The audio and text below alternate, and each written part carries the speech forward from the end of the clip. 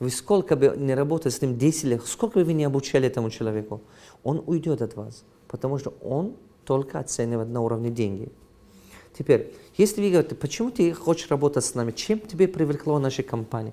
Или я хочу, чтобы вы завтра пошли, каждому своему сотруднику задавали этот вопрос, чтобы провести кадровую аналитику, то есть просто анализ.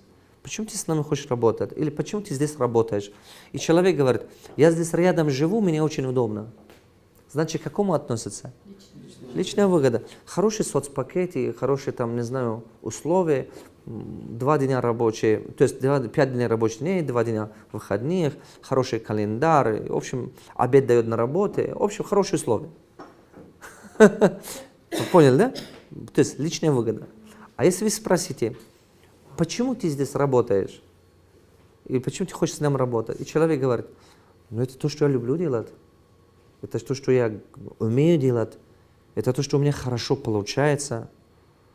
И я поэтому вот я этим займусь. А почему именно с нами? Но я это видел, что я могу. Я могу здесь что-то делать хорошее. И у меня есть это дар, у меня есть эта способность. И я это умею делать. Это значит, что у него есть? Личная убежденность, что я должен этим заниматься.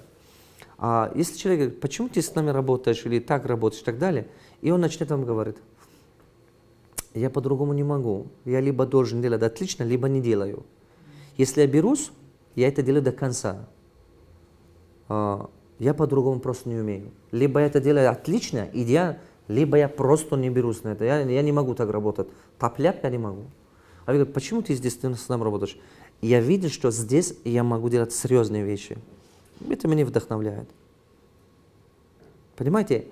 Вот если человек вот в этом уровне, это то вам нужен. Он говорит, послушай, хочешь зарабатывать больше? Давай старайся. Вот тебе план. И он должен больше, он должен видеть это. Вот это очень важно. 4 раза, вы представляете, вы выиграете по времени. А в год сколько раз вы выиграете? В год сколько раз вы выиграете? Получается, что если это сотрудник, то, что месяц делает это за неделю, то, что за 12 месяцев он делает, он это делает за 3 месяца. Получается, что то, что... Вы поняли, о чем я говорю? Да. То, что он за год делает, то, что вы понимаете, то, что это, вот, например, то, что это год добьется, этому надо 4 года. И вы обгоняете конкурентов. И вас тяжело догонять, когда вы год впереди конкурентов. И вы просветаете. Помните, вы все равно платите либо время, либо деньги. Что вам дешевле обойдется? Платить. Деньги вы восстановите, а время не восстановится. Поэтому сотрудники, если вы мало платите, правой руку поднимем, повторим. Если мало платишь, сотрудник думает, буду делать сколько платишь. Если мало платите, в голове сотрудника сидит мысль, буду делать столько, сколько платишь. И нагло мало делают. Даже если умеет делать, он будет все равно мало делать. Надо писать. Если мало платишь, в голове сотрудника всегда столько, сколько платишь.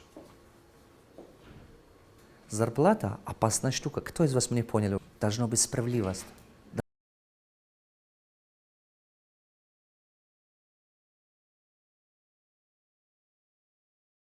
Один раз, 2 раза ты послушал и практиковал, послушал еще. 2-3 раза, если послушать эти темы, да, у вас все складывается в голове легче. Потом практиковать очень легко становится. Но сначала это все так сложно выглядит, понятно как-то. Но надо продолжать, просто продолжать. Это же новая информация. Так. Значит, как различать нам 3 вида сотрудничества? Дай, пожалуйста. Но он такой. Теперь сопротивляется. Я говорю, ребята, надо нам это офис убрать. Он говорит, это не моя работа. Он корпоративный договор или трудовой, это не моя работа. Я говорю, ребята, разгружи там книги. Он говорит, это же почему я? То есть он сопротивляется. сопротивляется. Это первый вид сотрудничества. Люди делятся на этих вещей. Когда вы работаете, вы это заметите сразу. Если вы хотите это понимать, вы сегодня, когда идете домой, то есть на работу завтра, сразу что-то придумайте. Говорите, ребята, давайте все, генеральная уборка. Все уберем офис. Кто-то будет говорить, ну зачем это еще надо? Что, ну ничего делать, что ли? Вот так. Это есть, сразу вы видите, кто как работает, как реагирует. На их реакции сразу вы поймете, кто как сотрудничает с компанией. Кто как сотрудничает с компанией, вы сразу поймете, кто как сотрудничает с компанией. Понял, да? Это сразу видно, сразу вы поймете это. Теперь, второй вид сотрудничества. Вот это сам. Отвези марки, или привези, или что-то, положите туда. Положите ручку туда. Да, шеф, обязательно. Как раз его взяли в руках скоро. Да, шеф, да. А вот снова повторить. Ну вот повтори. Вы положили туда? Я как раз забыл, шеф. Вот знаете, вот у нас же много дел. Я на самом деле, да, я собрался на это, да, шеф, да. Вот, то есть это что значит? Вы ему говорите, он говорит, да, а он убеждает вас, и вы уверены, что он сейчас это делает. И вы пойдете по своим делам, придете, либо он положил его, либо вон туда, либо не так, либо что, а вы говорите, или либо он его кому-то передал, что, послушай, надо поставить вон туда, хорошо? Он обязательно, говорит, либо что-то не то делает, либо не так, создаст дополнительную проблему. То есть, вы понимаете, вот такой человек, вы ему говорите, что вот так. Вот вы говорите, послушай, иди созванивайся всех клиентов. Да, говорит. А потом через полчаса говорит, я звонил и кому-то дозвонился, кому-то нет. А вы выяснили, что он одного и двоих звонил, остальные никому не позвонил. Вот, понимаете? Вот, да, говорит, опять. Да. В детстве мало видели, да? Да я не знаю, как там его. Вот такой категория людей есть.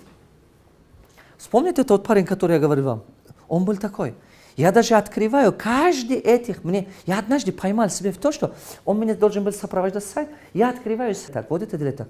Через неделю или через месяц, как стоял, так стоит. Ору, начну кричать, что-то изменяет. Потому странно, этот парень у меня полностью разбудит все плохое, то, что во мне есть. Я вам серьезно говорю. У меня не было хорошего кадра в этом области. Думаю, может быть, он научится. Вы невнимательны. Сейчас на это остановимся. Внимание.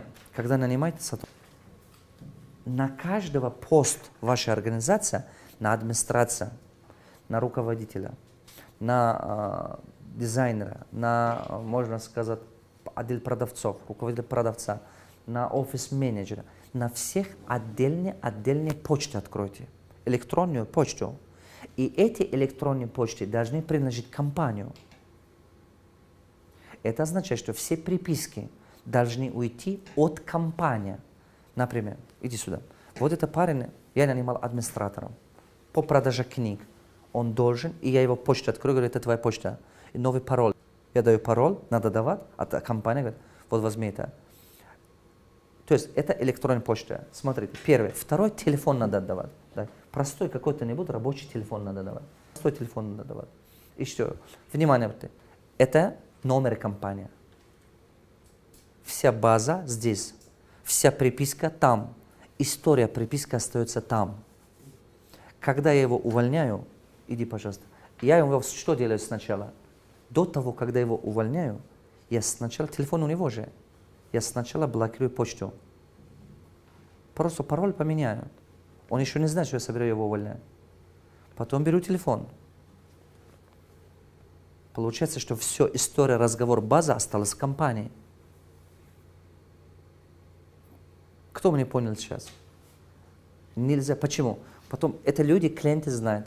Этот номер клиенты знают. По этой почте клиенты общаются. Приходит новый сотрудник, открывает эту почту, есть история, разговор с другими. Он почитает эту историю и звонит. Говорит, алло, Наташа, здравствуйте. И я теперь новый менеджер в компании. Пожалуйста, вот так.